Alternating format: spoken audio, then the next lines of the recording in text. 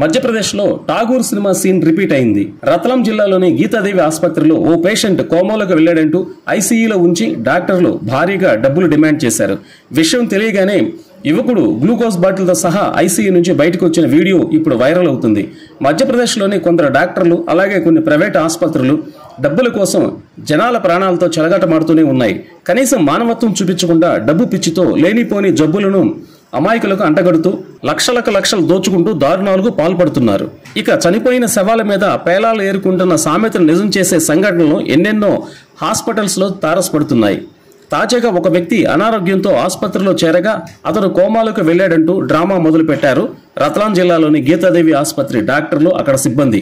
అతడిని బతికించాలంటే భారీగా ఖర్చవుతుందని పేషెంట్ కుటుంబాన్ని డబ్బుల కోసం వేధించారు. అయితే అనుకోకుండా ఆ పేషెంట్ ఐసీయూ నుంచి బయటకు రావడంతో అసలు భాగోతం బయటపడింది. ఈ మేరకు మధ్యప్రదేశ్ రత్లాం జిల్లాలోని గీతాదేవి ఆసుపత్రిలో ఈ నాటకీయ సంఘటన చోటు చేసుకుంది. బంధువులు రోగిని ఆసుపత్రిలో చేర్చి చికిత్స అందించాలని డాక్టర్లను వేడుకున్నారు. ఇప్పటికే పలు దఫాలుగా బిల్లులు చెల్లించారు. అయితే గత 2 రోజులుగా ఆ యువకుడు కోమాలోకి వెళ్లాడని డాక్టర్లు కుటుంబ సభ్యులకు చెప్పారు. అలాగే ఆసుపత్రి సిబ్బంది డబ్బులు డిమాండ్ చేశారు. ఈ క్రమంలోనే విషయం తెలుసుకున్న పేషెంట్ అకస్మాత్తుగా గ్లూకోజ్ బాటిల్తో సహా బయటకు వచ్చాడు. ఇందుకు సంబంధించిన వీడియోలు వైరల్ అవుతున్నాయి. నెటిజన్లు ఆసుపత్రి సిబ్బందిపై మండిపడుతున్నారు. ప్రభుత్వం నిందితులపై కఠినమైన చర్యలు తీసుకోవాలని నెటిజన్లు డిమాండ్ చేస్తున్నారు.